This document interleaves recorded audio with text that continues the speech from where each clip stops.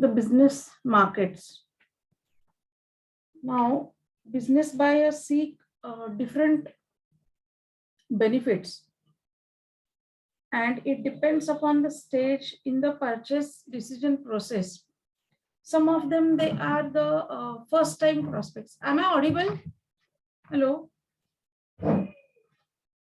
Hello? Audible. Yes, ma'am. Some of them, they are the first time prospects. That is, they are customers who have not at all purchased. And for the first time, they are purchasing. So here the companies, they have to be more careful. Here they have to convince these first time vendors. Here the company has a vital role to play as far as building up the relationship, the trust, the confidence is considered. Once the customer is satisfied, then maybe with acquaintance down the line, with the time, the relationship get established. Since both the parties are novel, they don't know each other. So when they transact for the first time, they try to understand what is the process involved, whether just working out orally by specifying the things is more important, or maybe they should go for the proper documentation. Also, we have the novices, that is the customers who are starting their purchasing relationship, who want easy to read manuals, the hotlines, a high level of training, knowledgeable sales representatives, etc. Similarly, there is a set of customers who with acquaintance have built up the relationship.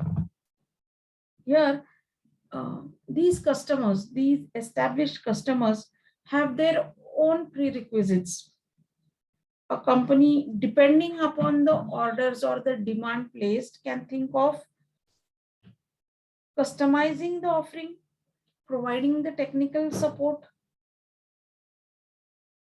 and speeding up in maintenance and delivery, or maybe the repair part.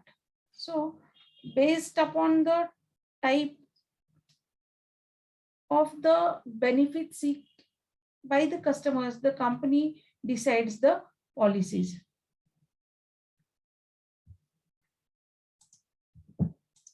Now, coming to the next very important part, what should be the criteria for the segments, market segments? So here, market segments, they must be measurable. Measurable in terms of size, the purchasing power parity of the customers, and the characteristics of the segment can be measured. Now here, when the company thinks of measuring it, it means the particular proportion of the population should be stated. When speaking in terms of purchasing power parity, okay, if suppose a company is offering the product to the lower income group, so here, or against this, maybe the other extreme is the luxurious offering. So the characteristics of that segment should map with the requirement. This is what is measurable. Then substantial. The segments should be large enough. Now, when we say it's a segmentation, that means we have the common pool of masses whose common needs are catered by the manufacturers. That's why we say the segments are large and they must be also profitable at the same time.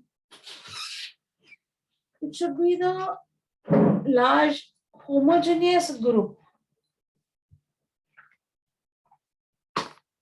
and the companies should analyze whether it is worth to adapt segmentation for that particular group of masses.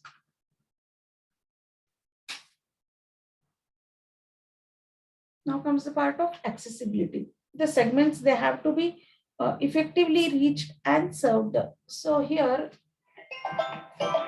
if the product is available in the market and the customers are not able to purchase it, then it's a problem.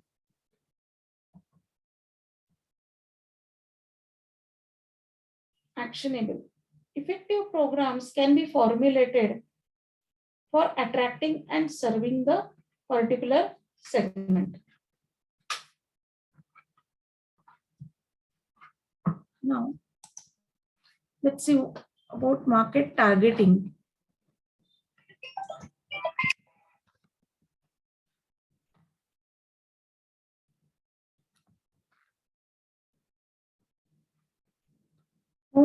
Once the firm identifies the market segment opportunities, it has to decide on how many and which ones to exactly target. So here, evaluating different market segments involves two criteria or two factors. That is, one is the overall attractiveness, and second thing is the company's objectives and resources. Now here, the first and foremost thing, the firm should understand the characteristics of the potential segment.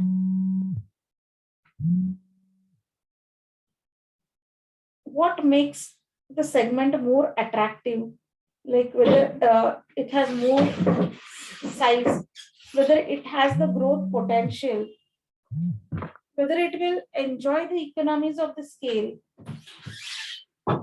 and whether low risk is involved in it.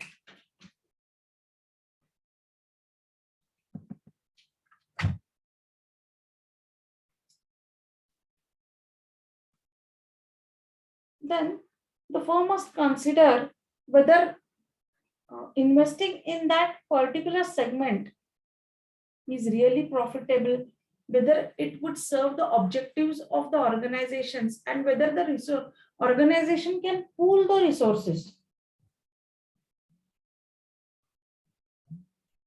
The segment may be attractive, but whether the company is in a position to cater to the needs of the customers with reference to that segment. That is what it means. Now, coming to the selection of the market segments, the company thinks of considering various patterns. The first and foremost is the single segment concentration. Now here, the company may select a single segment. Segment may be defined from the perspective of the organization.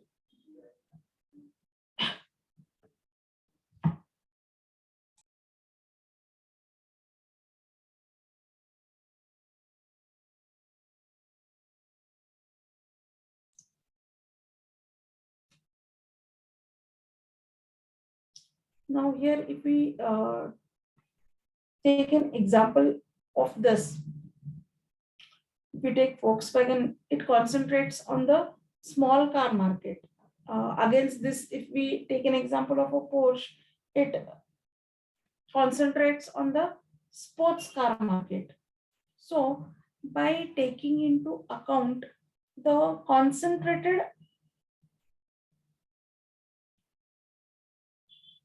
pool of customers, by understanding the particular need of masses of customer, the company tries to satisfy the customer by placing the offering to map the needs or requirements of that particular class. Here, the firm enjoys operating economies through specializing its offering. Now, one can think of having a distribution channel for this, a very different promotional aspect on this. If the firm gains the market leadership, the segment leadership it enjoys, then uh, it can derive more profits. But at the same time, here the risks are also involved.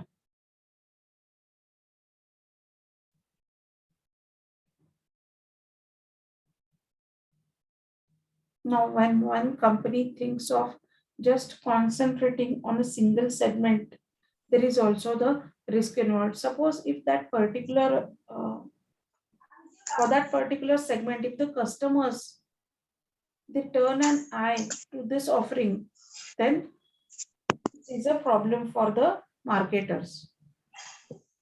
Now here, if you take into consideration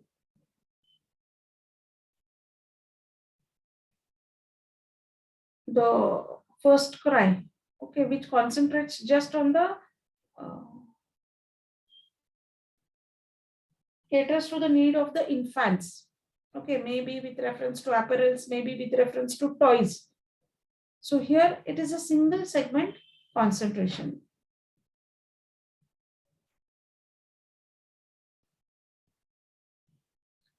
Similarly, if you take example of the Kellogg's, okay, where the initiated the concept of K challenge. So who was the segment? Which was the segment on which the company concentrated? Only those who are diet conscious. That was the segment which was focused by this company. So many of the firms, they think of just having a single segment here. Now coming on to the next part is the selective specialization.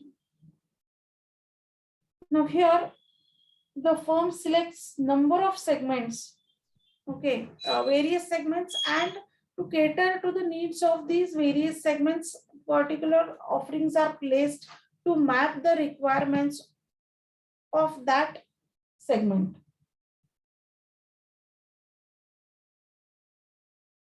Each segment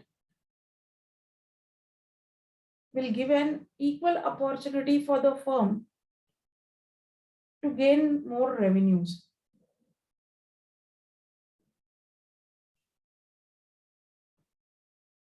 Now here, if you take an example of an apparel manufacturer, okay, so here apparel manufacturer may be with reference to different group of or categories, they may think of offering. So they cater to the entire market. Product P1 is with respect to M1 or M3. Product P2 is with respect to M1 and P3 is with respect to M2. That means they try to match the whole market. Here, there is no single segment left out. Now, in case of automobile, also, if you see the many of the companies, okay, they take into consideration the need of the customers, and according to the need, they place the offering. Maybe yesterday we had discussed in the previous session, we had discussed the example of automobile. So maybe with reference to just as a basic product and the just having a functional transportation benefit, somebody would like to take an automobile. The other may think of having the sports car because the person is very much fond of it. The next is maybe a family car, a very large in size car. Then luxurious car, which reflects the lifestyle of a person or the social status. So based upon these different markets, the company, a single manufacturer, thinks of producing different products with reference to meeting the requirements or needs of that particular customers. Now, whether you have understood this part, selective specialization, Now Yes, here it depends upon the type of product. Okay. Now one cannot think of having for a generic product the selective specialization unless and until there is something unique or different. So basically it depends upon which type of product it is. And then only one can think of having many variations.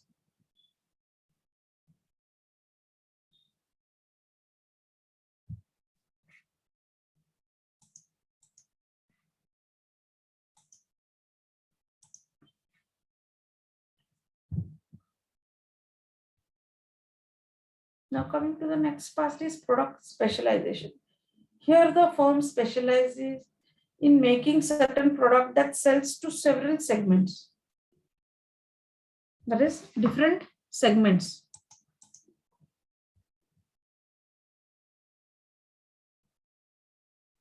Now, if you take an example of a microscope manufacturer, they sell this product to the university laboratories also, to the government laboratories also, and to the commercial laboratories also. So here the firm makes different microscopes for different customer groups, but it does not think of manufacturing any other product. Now here, if you take an example of a glass manufacturers, okay, glass manufacturer is a product P2, but according to the need of market M1, they will specialize or customize. Maybe the residential mirrors may be market M1, or the mirrors which are required in some other aspect is market M2, and similarly for M3. So here the uses or the requirements of the purchaser may be different, but the product is single and it is customized, of course, according to the need of that particular market. They are customized, and the need is satisfied by the manufacturer. This is product specialization.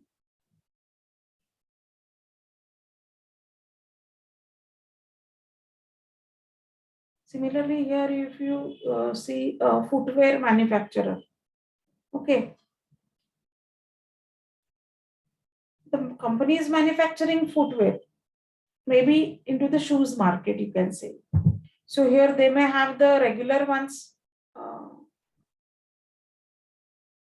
They may have the sports utility ones. Also, for different sizes, they may vary. So this defines the market M1, M2, M3. So here the company thinks of having the product specialization with reference to different markets. The markets may be the age group. The market may be based upon the gender. The market may be based upon the specializations or the specialized offerings. There may be the age criteria which defines this M1, M2, M3, anything. Now coming to the next part is market specialization.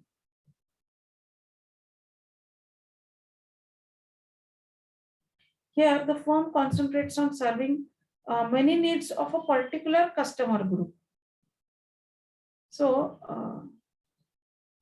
here the market is single, but the products offered are different to the same market.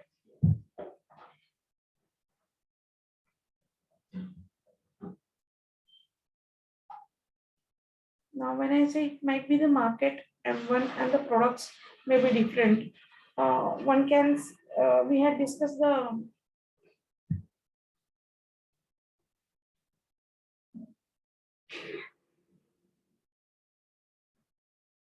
example of the microscopes. Okay, so similarly here, the company can think of having the chemical flask or the Bunsen burners which are used in laboratory. So the market is single, but the products offered to that market are different. We had taken an example of Parle. If you take Parle manufacturers, biscuits also, Parle manufacturers, confectionaries also. So here, and fruit juices also. So the market is the same, but the products offered are different or varied, you can say. So this is market specialization. Now coming to the next part is the full market coverage. Here a firm attempts to serve all customer groups with all the products they might need. Only very large firms can undertake a full market coverage strategy. Now, if you take an example of a Coca-Cola, okay, a beverage, no. So here it comes into this full market coverage. So here there is no defined segment as such.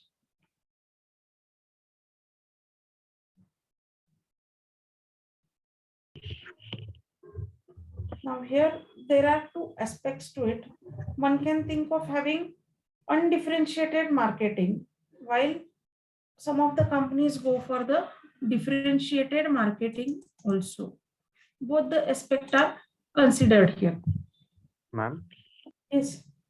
ma'am, for this full market coverage, can we take an example of Patanjali also? Like if they are saying like we are not allowing customer to go outside and buy another company's product, we are going to provide them each and every variety of product. Like Patanjali have like toothpaste, they have atta, they have oil, they have everything. So See can we what take you are saying. the full market coverage? Like See, we are, yes, ma'am. listen to me what I'm saying. Mhm. Coca-Cola is a single product, no? Yes, ma'am. Patanjali has a bundle of products, isn't it? Now here, if you take Patanjali, the product line or the product portfolio, what all is there in the product portfolio of Patanjali? Ma'am, multiple goods. Multiple. So here, when I say medicines, okay, that is, there are medicines, no? Ayurvedic medicines. Yes, ma'am. Can I have full market coverage for these medicines? No. No. There might be a particular segment defined, no? That means, see, usually when it is medicine, maybe Ayurvedic, okay, one does not think of purchasing it unless and until there is some need. When do we purchase the maybe allopathic medicine or a traditional medicine? When do we purchase? When maybe we face some problem, some health issue, or maybe to safeguard ourselves. Yes, ma'am. Isn't it? So here it's not like biscuit or chocolate that anybody goes and purchases. So the need is different and the segment is different. The person who believes in the Ayurvedic concepts and those tablets of Ayurvedic, they will only purchase. Allopathy people will not go. They will better prefer a doctor if they have the health issues. So here the segment is defined. If you go for the grocery items, generic products like salt and other things, okay, here again the market is different. Though the segment might be whole market, but it's not a single product. Have you understood now what I am saying here? What do you mean by this full market coverage? Yes, yes, ma'am. So here the product is single and one cannot define the market on the basis of age, or one cannot define it on the basis of income or on the basis of any other criteria that comes into full market coverage.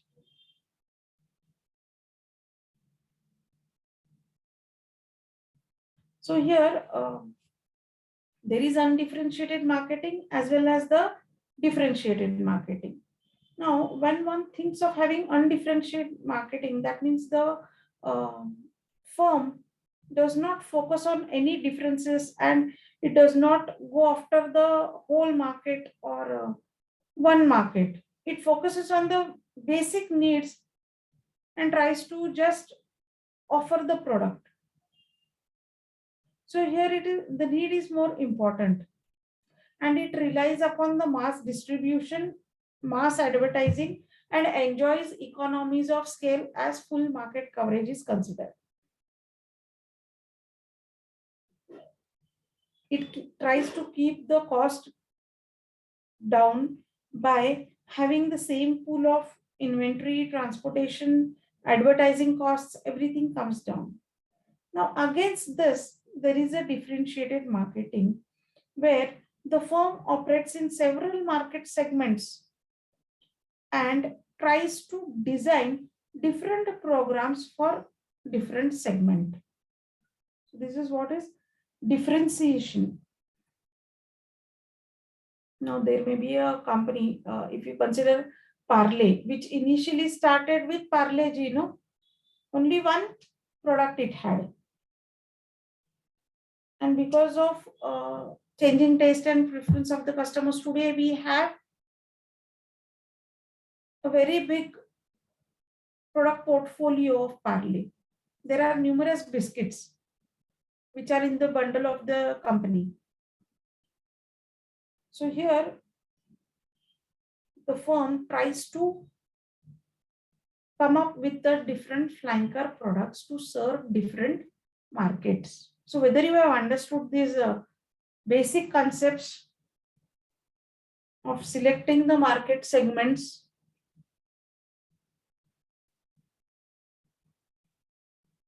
hello, whether you have understood or not.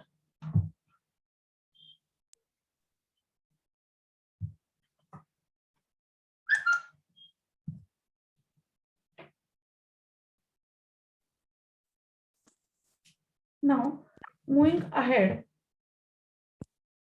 here in this part of market targeting, there are two important aspects. One is the market potential, and second thing is the market share. Now, when the company thinks of forecasting or understanding the potential of the market, it has to think about the factors like need of the product. What is the need of the product?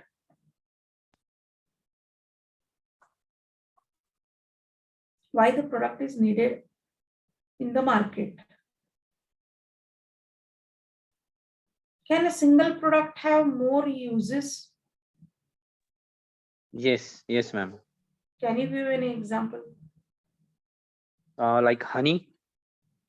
Honey? Patanjali honey. Yes, Yeah. yes. Where you can have more than one use? Yeah, so we can use as a medicine as well. Oh, honey, Patanjali.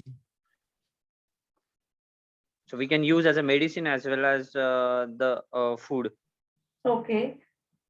Now, if you see Dettol has been one of the companies which has been emphasizing on multi-use of the single offering.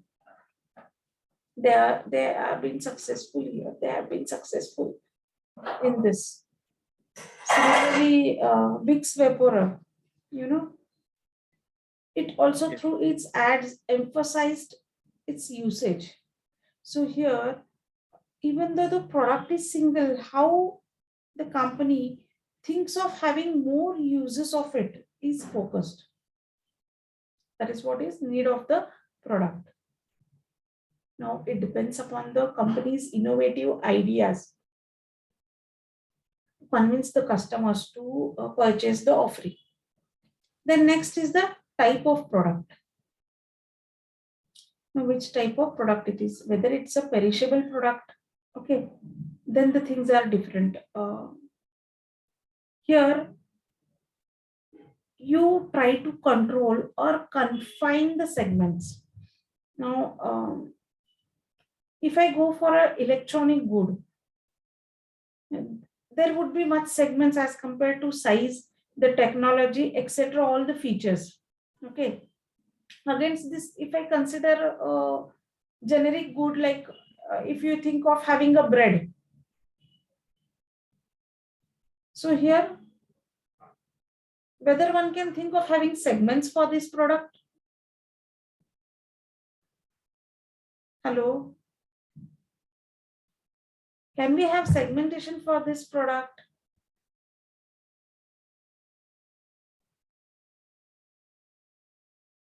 Yes, but the scope is limited. So depending upon the type of product, the scope is defined for the segments. And the companies are continuously spending a huge amount on R&D to come up with the benefits or maybe value additions to the basic offerings. The next important thing is competitors. How many competitors are there in that particular market? What they are offering? Whether the competitor exists, first of all, or whether the company is the pioneer or the first one to enter into the market. So this is taken into consideration. If there are competitors, then naturally the company has to think about some innovative idea, think about a different approach to convince the customers. The sales appropriation. Based upon these study, the companies go for the sales appropriation. What would be the sales for that particular quarter? Now, each and every sales manager is given the target or the task to convey the reports. So here we say that it is sales forecasting is done by these managers and communicated. A review is taken about whether the company is able to achieve the particular sales which was forecasted, and why. In case if they achieve, it's good. If they don't achieve, then what are the reasons why they could not achieve the particular sales figure in that area, in that region? Whether maybe a competitor has entered with a better offering, maybe the competitor is promoting the product based upon certain promotion. So these aspects are considered by the company. Appropriate marketing mix. Now, what is a marketing mix? It's a mix of tools like product, price, place, promotion, all of them. They come together and we say it's a marketing mix tool used by the manager. So here company can think of having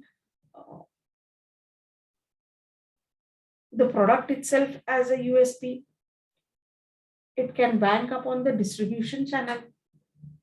Like we have a Tupperware which has been successful through the direct marketing approach. So it was a different approach than the competitors which Tupperware used through direct marketing. So it's a place or channel of distribution part. There may be a company which aggressively sells the product through sales promotion. So it depends upon the individual company to what extent it uses a combination of the marketing mix.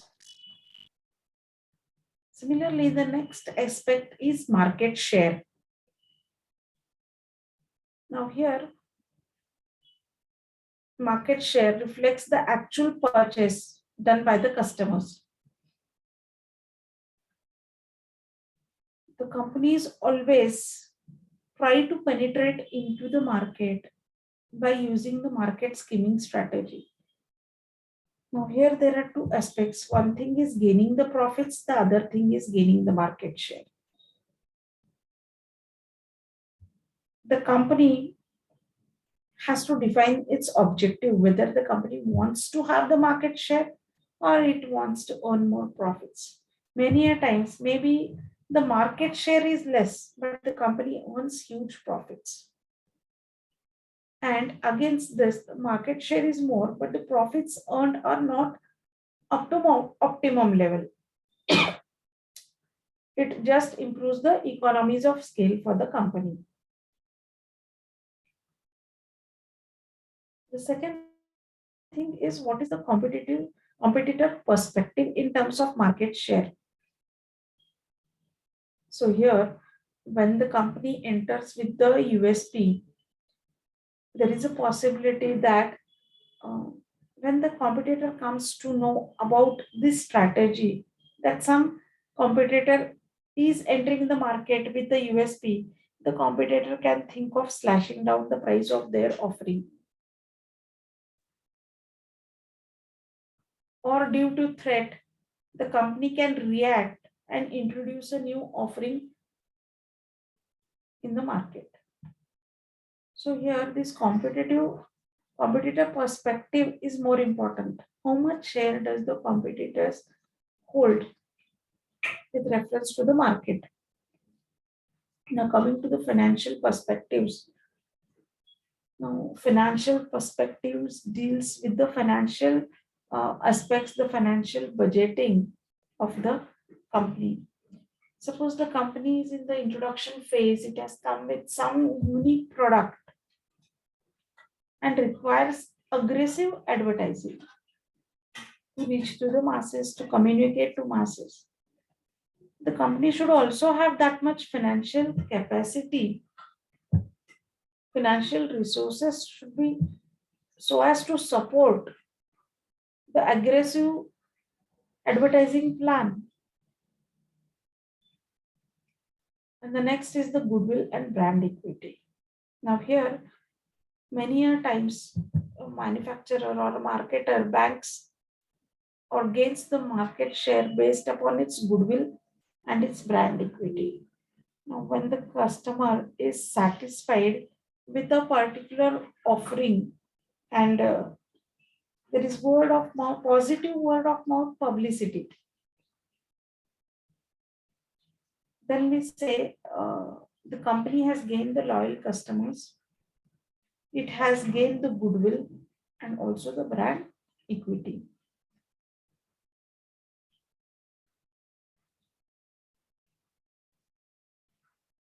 Now coming to the next part, the concept of positioning and differentiation. Now here, what exactly is the differentiation?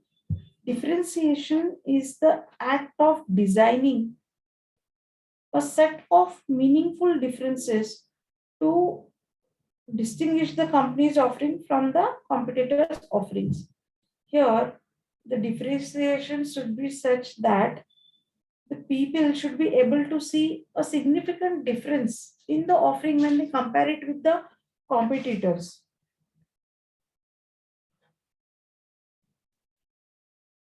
Now here, there are certain forms of differentiation. If we see the first form of differentiation, it is based upon the product. These are the dimensions actually of differentiation. The first is the product differentiation. Now, the physical products, they vary in their potential for differentiation. There are some products wherein, just now I have given you an example where there is very little variation could be done in the basic form of the product. While against this, there may be the other product at the other end where you will find the scope for varied differentiation, like automobile.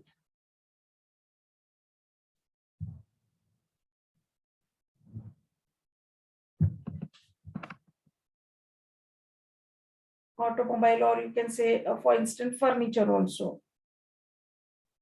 There are many parameters which go into this product differentiation. Like it includes the form. Many products can be differentiated in form. That is the size, the shape, or the physical structure of the offering. Now here, if you take into consideration the furniture, okay, where it can be differentiated in the form of size, shape, or the physical structure of the offering or the product. Similarly, if you consider the features, now the offerings may vary with features also. These are the characteristics that supplement the product's basic function. Now, if we take an example of a mobile handsets, it comes with many features, many additions, apart from the parent or the basic offering to satisfy the basic need. Now here, in a single offering, the product may include many features, but exactly which features are to be taken into account, which features are to be focused, it depends upon the company.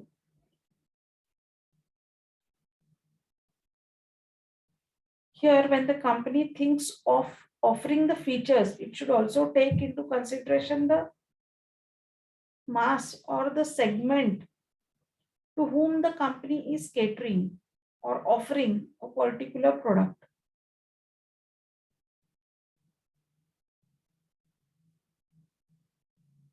The company needs to think about how many of them, the people, they want the feature, how much time it would take to introduce the offering, whether competitors could easily copy it,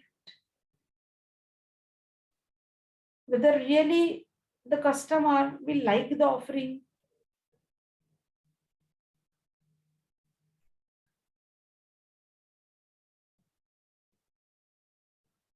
Similarly, about the performance quality. Now here, if we consider the performance levels, they can be defined as low, average, high, or superior. It refers to the product's primary characteristics as far as the operational level is considered.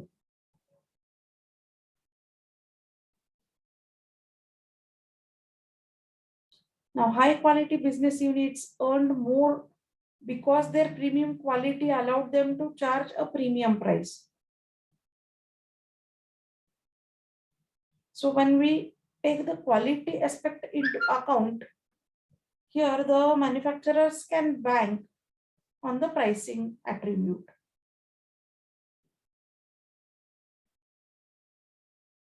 The companies think of continuously improving the offering by satisfying the customers. Here, even many a times the customer gives the feedback to the company. Next thing is to maintain the same quality at the given level. Or the third is to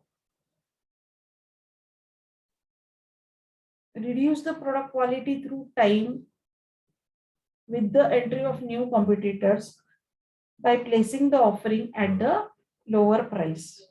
But here again, there is a risk as far as losing the customers is considered. Those customers who are quality conscious,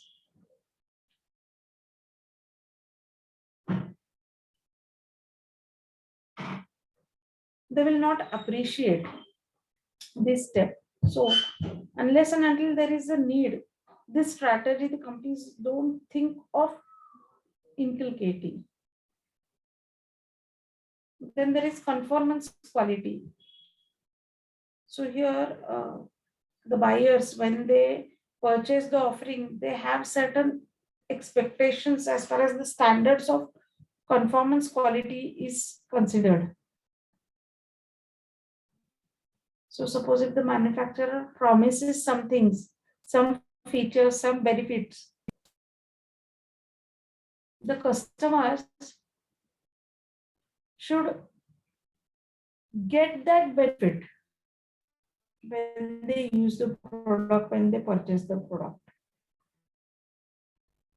Now, suppose if the manufacturer claims something and the customer is, there is a gap between what the customer perceives and what the manufacturer has offered, then there is disappointment from the customer's side.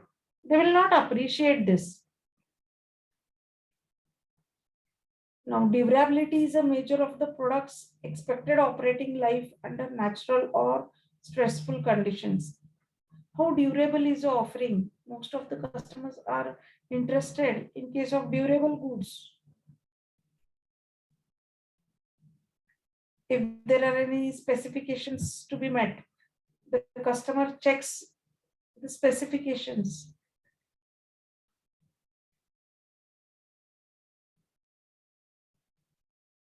Now, reliability is also one of the important aspect.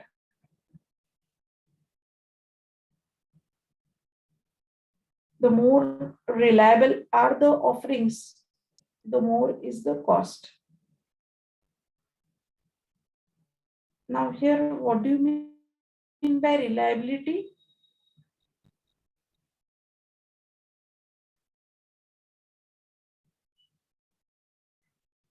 Hello, whether you are listening?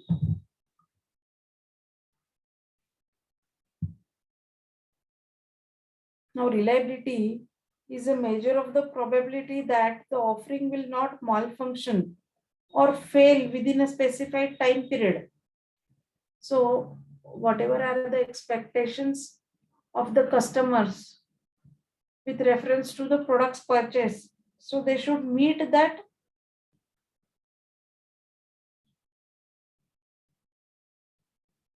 features or function according to the expectation of the customers. Here, if you take an example of electronic gadgets or home appliances, where the reliability is one of the important criteria.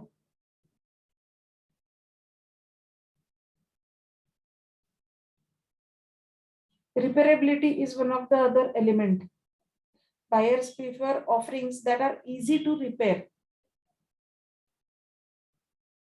easy to fix.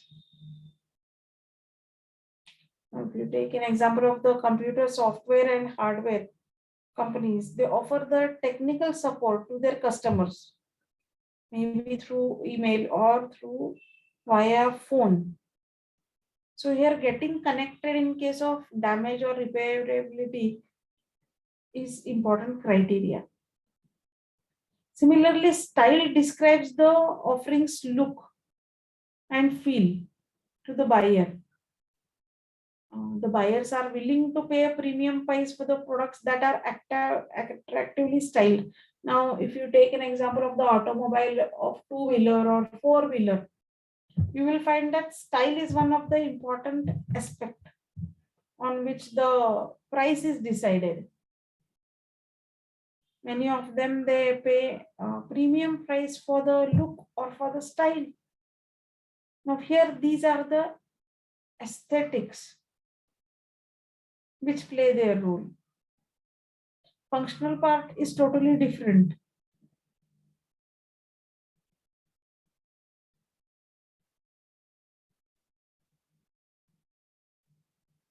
Now, style also has its advantage of creating a distinctive feature. It can attract the customers also.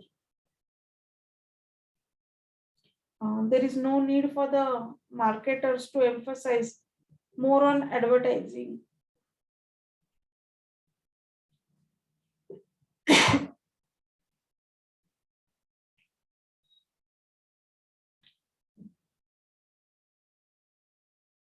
Now, coming to the next part is the design. As the competition is on rise, the design offers a potent way to differentiate and position the offerings. Design is one of the important aspect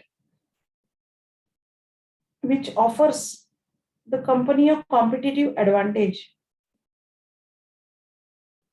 Now, design is the totality of features about how the product will look, how it will function in terms of customer requirements. Design is particularly important in making and marketing of durable equipments, apparels, retail services, and packaged goods. Now here the feature development, the performance, conformance, durability, reliability, all are the qualities which are to be mapped with reference to customer perception.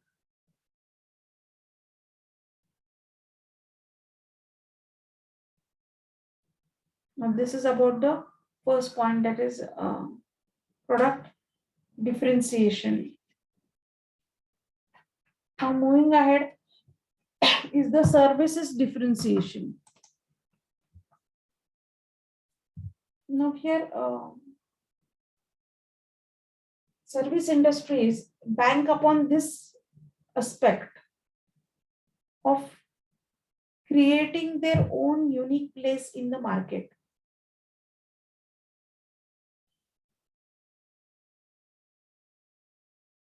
Now, ordering is one of the points here in service differentiation. The convenient way to order the offering by the customers. Now, today, many of the banks have been successful in developing the apps for the convenience of customers. They are able to transact very easily through these apps. Similarly, if we consider the delivery, it refers to how well the product or service is delivered to the customer. Now, today, because of digitization, the orders are placed and the goods reach at the customer's doorstep. So here, the delivery of the goods is the important aspects which is connected to speed, accuracy, care taken for the offering, and also the timely delivery process.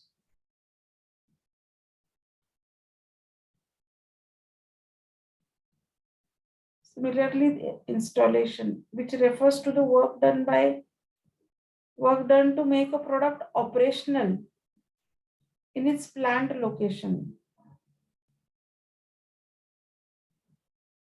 So buyers of heavy equipment manufacturers, they expect good installation services. Many a times it becomes difficult for the customers to install the equipment or the machinery, and hence the customer requires the help in terms of installation of the machinery.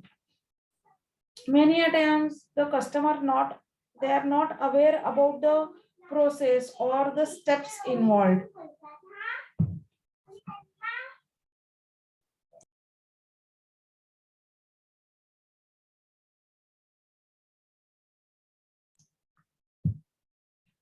So here customer training is also important from the manufacturer's point of view. Now here specifically in terms of B2B business, it works well, where the manufacturer thinks about manufacturing the equipment or introducing of new app or introducing new software, where the customer has to be trained by the companies.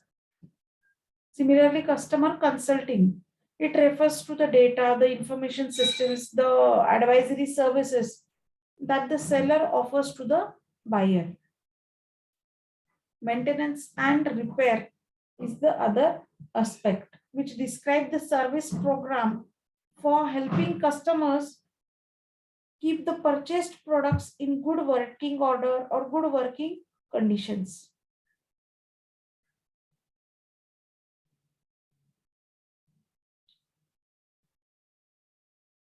Now the next part we will discuss in the next session. Any doubts? Hello?